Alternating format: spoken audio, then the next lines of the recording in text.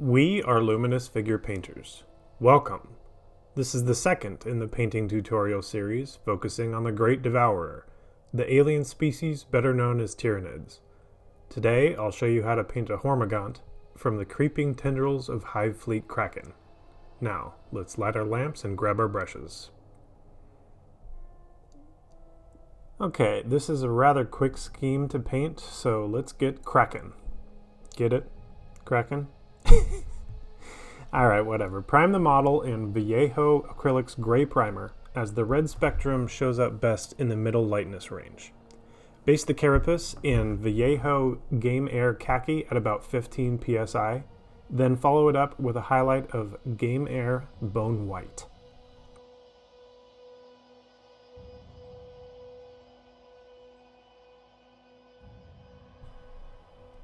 Grab your favorite small basing brush and smoothly slather on some whole red from Vallejo Model Color onto the chitin, claws, hooves, all the weapons.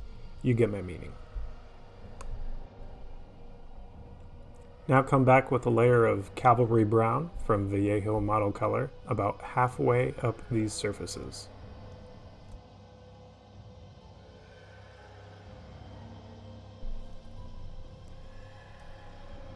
The final stages of painting these hard parts involves mixing Cavalry Brown and Sunny Skin Tone at varying ratios and hashtag stippling the slightly thinned colors with a smaller brush.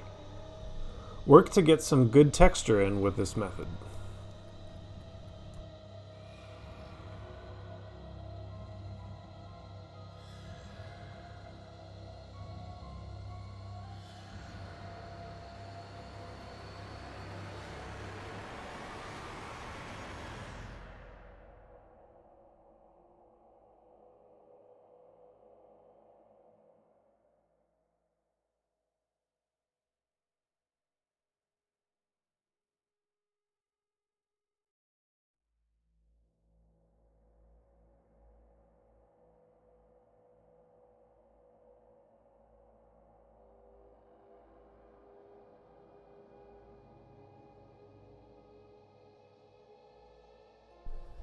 I've included a marking or line of turquoise, followed by a layer of light turquoise from Vallejo Model Color.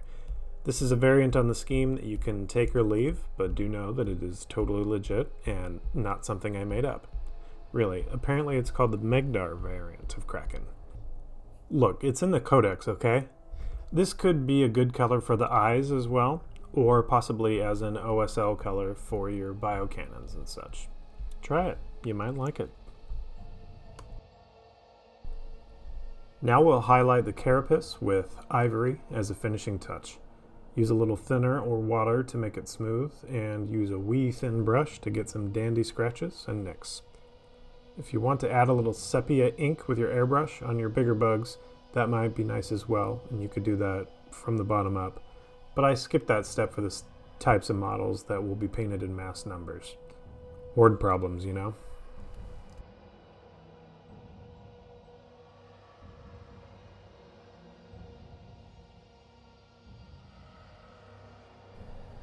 The final step is to get those little bits between the joints. I like to paint these like exposed tendon or something fleshy, so you can use Cadian Flesh Tone, Kislev Flesh, or another pinkish tone, and then recess shade that with Carolberg Crimson.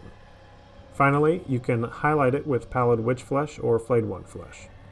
Or you can do something entirely different. It's your biomass, paint it how you like.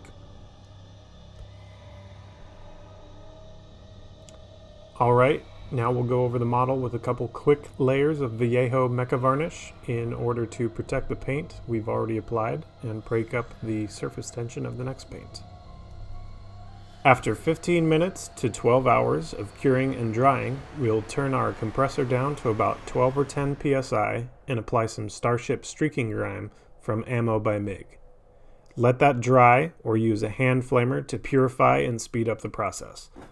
After that, get a Q-tip that's damp with Artist's White Spirits from Winsor & Newton, dab off the excess with a paper towel, and remove the grime covering the exposed surfaces of the entire model. When your Q-tip gets saturated with grime, go back to your white spirits to remove it, and then repeat the process. Recess shade the deeper crevices with Starship Wash with a brush after that, and clean it off in the same way as before if you need to. If you need to know how to add those creepy gooey effects, I've included a link to Mr. Zatkaskagun's YouTube channel. Check him out and look at the Grimdark Compendium and consider joining. There's a lot of great knowledge coming out of his brain as well as others. Anyway, after you've gone over there and learned that and applied the effect, you can put on some gloss black paint, Ammo by Mig's fresh engine oil, or Blood for the Blood God. The goo is fairly flexible, but you still need to be pretty delicate when painting it. I also like to add a little bit of fresh engine oil to the joints, or those little vent things on the legs.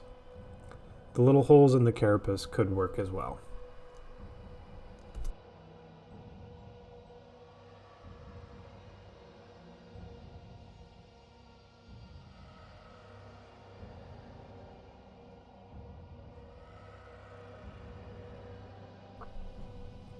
Seal up your mini in your favorite way, base how you like while keeping in mind the composition of the colors, and then do this again about 100 times.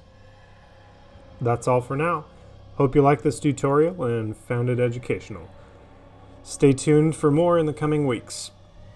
In the meantime, check out my social links, drop me a like, a comment, subscribe, and ring the bell to get notifications.